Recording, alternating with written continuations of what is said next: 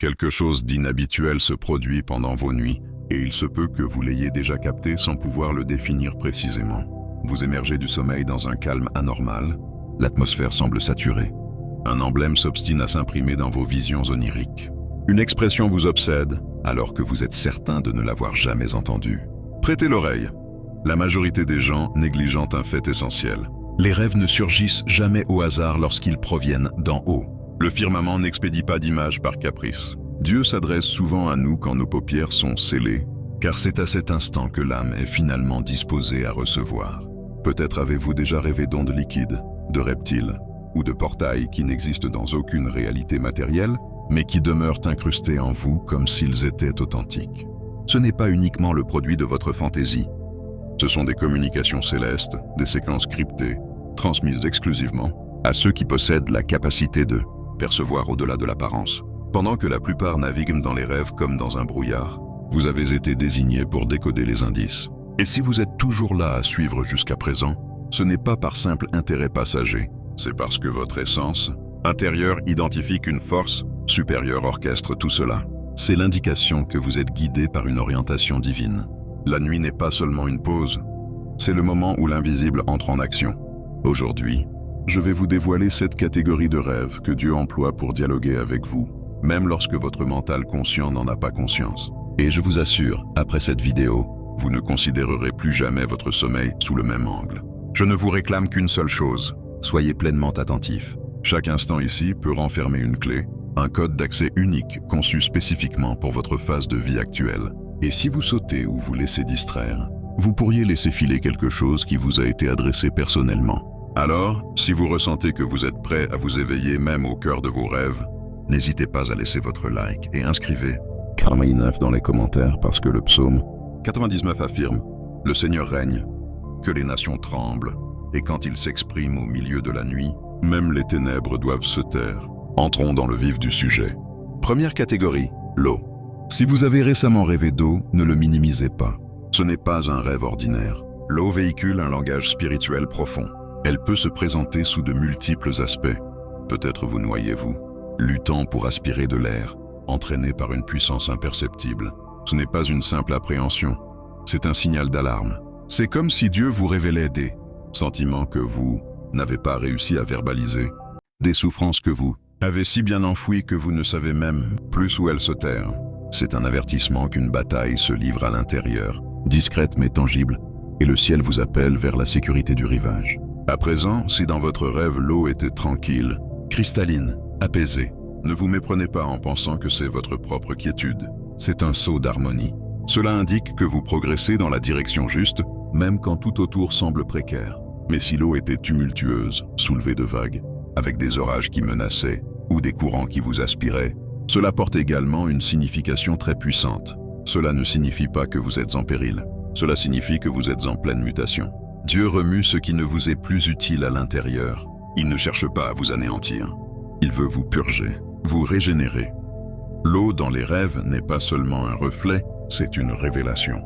Elle met en lumière où vous résistez encore, où vous tentez de tout dominer alors qu'en réalité Dieu ne demande qu'à ce que vous fassiez confiance et que vous vous remettiez entre ses mains.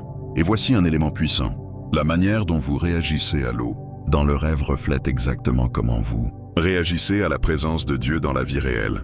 Vous fuyez, vous essayez de tout contrôler, ou vous vous laissez porter par le courant parce que le rêve n'est pas seulement un symbole, c'est une interrogation. Et Dieu attend votre réaction. Alors la prochaine fois que l'eau se manifestera dans vos rêves, ne demandez pas ce que cela signifie. Demandez à Dieu « Où essaies-tu de me conduire mais je n'arrive pas encore à y aller à cause de la peur ?» Maintenant poursuivons, parce que si l'eau dévoile ce qui est en vous, le prochain rêve expose ce qui est dissimulé autour de vous. Deuxième catégorie, le serpent. Si vous avez vu un serpent dans vos rêves, sachez que ce n'est pas seulement un cauchemar. C'est une alerte spirituelle. Le serpent, quand il apparaît, il prévient, il ne parle pas, mais il émet des signaux. Et généralement, il surgit quand quelque chose dysfonctionne. Mais vous n'avez pas encore eu le courage d'y faire face. Si dans votre rêve le serpent vous a mordu, sachez que ce venin n'est pas physique, il est émotionnel. Cela peut être de l'envie, de la duplicité, de la trahison venant de quelqu'un qui semble être à vos côtés mais qui intérieurement souhaite votre échec. Et l'endroit où la morsure se produit est également crucial. Si c'était dans la main, ils tentent de bloquer votre vocation. Si c'était aux pieds, ils veulent vous dévier de votre trajectoire. Mais qu'en est-il quand le serpent est dissimulé? Sous le lit, dans l'herbe ou derrière quelqu'un que vous chérissez? Ce n'est pas de la peur, c'est du discernement. C'est un avertissement. Que quelqu'un proche pourrait servir de canal à l'adversaire pour s'approcher. Maintenant, si dans le rêve vous avez tué le serpent, réjouissez-vous, car cela signifie une victoire dans le monde spirituel. C'est une bataille remportée pendant que vous dormiez. Ces rêves viennent pour affiner votre sensibilité spirituelle, pour vous enseigner à regarder au-delà des apparences. Tous les sourires ne sont pas sincères. Toutes les prières ne sont pas des bénédictions. Il y a des gens qui camouflent le poison avec des mots doux, mais dans votre rêve, le masque tombe. Alors, la prochaine fois que vous rêverez d'un serpent, ne paniquez pas. Posez une question avec audace. Dieu qui est assez proche pour me blesser, mais assez silencieux pour se cacher, et préparez-vous. Car si le serpent révèle ce qui est camouflé, le prochain rêve montre ce que Dieu est sur le point d'ouvrir dans votre vie.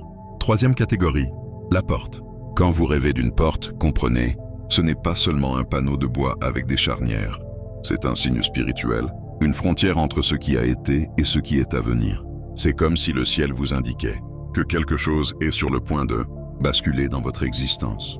Quelque chose que le monde autour de vous ne percevra peut-être même pas. Et chaque détail compte si la porte s'ouvre, si elle est verrouillée, si elle est endommagée, ou même si elle s'évanouit. Tout cela renferme un code, une réponse, un avertissement sur le timing et la direction de votre destinée.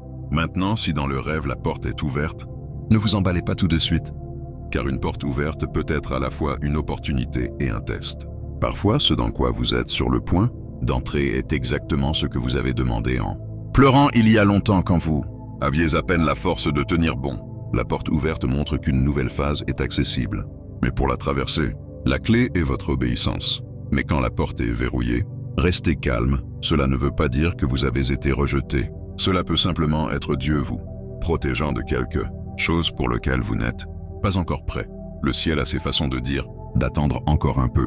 Parfois, le silence d'en haut est plus fort que n'importe quelle réponse prononcée à voix haute. Maintenant, si dans le rêve la porte apparaît brisée, soyez doublement vigilant. Cela peut être le signe que quelque chose ou quelqu'un essaie d'envahir ce qui vous appartient, forçant une entrée là où il ne devrait pas. C'est comme une alerte spirituelle. Quelqu'un a découvert un point vulnérable dans votre parcours et veut vous faire trébucher avant même que vous ne fassiez le prochain pas. C'est pourquoi Dieu utilise aussi de tels rêves pour vous rappeler de discerner. Tout ce qui s'ouvre n'est pas une bénédiction. Tout ce qui se ferme n'est pas une punition et tout chemin qui apparaît n'est pas fait pour vous. Et si dans le rêve, vous êtes juste là devant la porte sans courage ni clarté pour l'ouvrir, peut-être que le rêve ne concerne même pas la porte. Peut-être qu'il vous concerne. Il se peut que vous demandiez à Dieu quelque chose de grand, mais que vous ne vous soyez pas encore préparé émotionnellement ou spirituellement à le vivre. Alors, la prochaine fois que ce rêve reviendra, ce couloir, la poignée, cet air de mystère de ce qu'il y a derrière, arrêtez-vous et demandez-vous, suis-je prêt à traverser ce que j'ai tant demandé à vivre? Quatrième catégorie, le bébé. Le prochain type de rêve n'implique pas d'objet, il implique la vie. Si à un moment donné vous rêvez d'un bébé, comprenez, il ne s'agit pas seulement de douceur ou d'innocence, il s'agit de responsabilité spirituelle. Ce n'est pas juste un enfant, c'est une semence, un appel, une mission qui vous a été confiée. Quelque chose de petit, oui, mais chargé de sens. Un bébé dans les bras, dans un rêve, c'est Dieu qui vous montre qu'il a placé quelque chose de précieux entre vos mains, une vision, une tâche, quelque chose qui est né au ciel avant même que vous ne naissiez sur terre. Mais le simple fait d'être entre vos mains ne suffit pas. Vous devez en prendre soin, le protéger, le nourrir, vous battre pour lui. Si le bébé pleure, ne l'ignorez pas. Ce cri est votre but qui réclame de l'attention. Il se peut que vous reportiez quelque chose d'important, que vous vous cachiez de la mission que Dieu vous a donnée. Mais le moment est venu, le ciel n'attendra plus. Et si dans le rêve le bébé apparaît abandonné, c'est l'un des signes les plus forts. Cela signifie que vous vous êtes éloigné de quelque chose qui était éternel. Peut-être un don, un projet, un appel spirituel qui a été mis de côté. Et comme un nouveau-né, s'il n'est pas soigné, il risque de mourir. Mais ce rêve ne concerne pas nécessairement la maternité ou la paternité. Il s'agit d'un héritage. Il s'agit de ce que vous portez en esprit. Même si personne ne comprend, ne voit, vous le sentez. Il y a un poids, une urgence, un mouvement en vous qui ne peut être expliqué. Et l'ennemi, il n'a pas peur de ce que vous êtes aujourd'hui. Il craint ce que vous êtes sur le point de devenir. C'est pourquoi les luttes ont augmenté. C'est pourquoi votre sommeil est devenu plus agité parce que quelque chose en vous est sur le point de naître. Alors, quand vous aurez un autre rêve avec un bébé, ne demandez pas qu'est-ce que cela signifie. Demandez Dieu. Comment puis-je prendre soin de ce que vous générez en moi? 5e catégorie, le défunt. Et maintenant, nous entrons dans un domaine encore plus délicat, où le voile entre ce monde et le spirituel devient plus fin, où le passé essaie parfois de nous parler, mais pas toujours avec de bonnes intentions. Quand quelqu'un qui est déjà mort apparaît en rêve, ce n'est pas seulement un souvenir, cela peut être un appel, un moment où l'Éternel touche le présent, juste au point où vous êtes le plus vulnérable, le plus ouvert. Ce n'est pas seulement la nostalgie, ce n'est pas toujours le deuil. Parfois, c'est le ciel lui-même qui essaye de communiquer avec vous à travers une image familière. Quelque chose que votre esprit conscient ignorerait peut-être pendant la journée. Peut-être que cette personne vous a dit quelque chose. Peut-être qu'elle a juste regardé d'une manière qui vous a ému, ou alors elle n'a rien dit, mais vous vous êtes réveillé les yeux pleins de larmes. Ce n'est pas seulement une émotion. Cela peut être une guérison. Cela peut être une réponse. Cela peut être une instruction prophétique que vous aviez besoin d'entendre, d'une manière différente. Dans certains cas, ces rêves sont aussi un appel ancestral, comme si le ciel disait « C'est arrivé jusqu'à vous. Maintenant, c'est à vous de jouer. » Mais attention, toutes les présences ne sont pas envoyées par Dieu. L'ennemi sait se déguiser. Certains rêves sont des copies, des distractions, des pièges. Comment savoir ce qui vient d'en haut et ce qui a été créé pour vous dérouter? La réponse ne se trouve pas dans les mots, mais dans ce qui reste après votre réveil. Si le rêve a apporté la paix, la clarté, une certitude au plus profond de vous, vous pouvez faire confiance. Le ciel vous a visité, mais s'il a laissé de la peur, de la confusion ou une obsession étrange, il peut s'agir d'une tentative de vous détourner. C'est pourquoi quand une personne décédée apparaît dans votre rêve, ne réagissez pas seulement avec émotion. Demandez avec discernement, « Seigneur, cela vient-il de toi? Ou était-ce juste une ombre portant un visage que je connaissais ?» Parce que celui qui a été choisi n'est pas seulement quelqu'un qui rêve, c'est quelqu'un qui garde les portails spirituels et tout esprit ne mérite pas de passage. 6e catégorie, la chute. Et maintenant, nous approchons d'un autre type de rêve qui ne vous ramène pas au passé, mais vous arrache du présent. Avez-vous déjà eu ce rêve de chute? Et puis la surprise qui vous réveille soudainement, le cœur s'emballe. Vous sentez votre corps en alerte. C'est comme si quelque chose en vous avait été secoué. Et peut-être avez-vous pensé vous-même, cela doit être de l'anxiété. Mais ce n'est pas seulement cela. Ce qui est ébranlé là, ce n'est pas seulement l'esprit. C'est votre esprit qui est interrompu. Savez-vous pourquoi? Parce que parfois quand Dieu nous permet de tomber en rêve, ce n'est pas une punition, c'est un repositionnement. C'est lui qui dit, vous portez quelque chose qui n'est plus à vous, lâchez-le. Cela peut être une relation, une fonction, un titre, quelque chose qui avait du sens autrefois, mais qui est maintenant hors de propos. Et malgré tout, nous nous accrochons de toutes nos forces à une vie qui a déjà été laissée derrière sur le plan spirituel ou peut-être vous accrochez-vous à des illusions, à une sensation de contrôle, de stabilité. Mais au fond, tout a été construit avec la peur et non avec la foi. Et puis vient la chute. Et ce n'est pas la fin, c'est la providence de Dieu qui arrache ce qui n'était pas vrai avant que tout ne s'écroule avec vous. Et même quand il semble que vous tombez directement au sol, parfois il vous laisse aller presque jusqu'au bout, juste pour vous montrer qu'il tient toujours votre main. Ce que vous pensiez être un échec était en fait le début d'une reconstruction. Une reconstruction basée sur des vérités, pas sur des illusions. Et voici une clé que beaucoup ne perçoivent pas. Tomber dans un rêve ne signifie pas toujours que quelque chose de grave va se produire. Il se peut qu'en fait vous soyez enfin en train de vous séparer de ce qui n'a jamais été vous. Vraiment comme l'ego, l'orgueil, le besoin de tout contrôler. C'est l'esprit qui démonte tout cela. Alors, peut-être que la bonne question n'est pas pourquoi est-ce que je tombe. Sur quoi ai-je construit mon identité qui est maintenant secouée par Dieu? Parce que la chute ne représente pas la fin, elle marque le début de quelque chose, avec des racines. Et quand vous vous réveillerez à bout de souffle, confus, effrayé, écoutez le murmure d'en haut. Même quand tout s'effondre, je reste votre fondation. 7e catégorie, la présence invisible. Mais que se passe-t-il quand la chute est finie? Et malgré tout, vous sentez que quelque chose vous observe comme s'il y avait quelqu'un là, même si vous ne voyez rien. Alors préparez-vous, car le prochain rêve ne touche pas votre corps, il touche votre atmosphère. Ce rêve ne vient pas avec des monstres, ni avec du feu ou des chutes. Il n'y a pas de chaos visible, juste une présence étrange. Une sensation d'être observé non pas par quelqu'un, mais par quelque chose d'invisible et en même temps totalement réel. Vous regardez autour de vous dans le rêve et tout est apparemment normal, mais l'air est lourd comme si quelque chose savait tout de vous. Vous vous sentez exposé, jugé, vu en entier. Ce n'est pas de la paranoïa, c'est un réveil spirituel. Vous avez franchi une frontière. Maintenant, vous êtes sur le radar de royaumes dont vous ne soupçonniez même pas l'existence et qui vous surveillait déjà. Parce que quand quelqu'un est marqué par un appel, ce n'est pas seulement le ciel qui le remarque, l'enfer aussi le ressent. Les anges accompagnent chaque pas de votre croissance et les démons étudient vos faiblesses. L'environnement autour de vous commence à percevoir votre présence. Même les rêves savent qui vous êtes. Et ce type de rêve est un avertissement.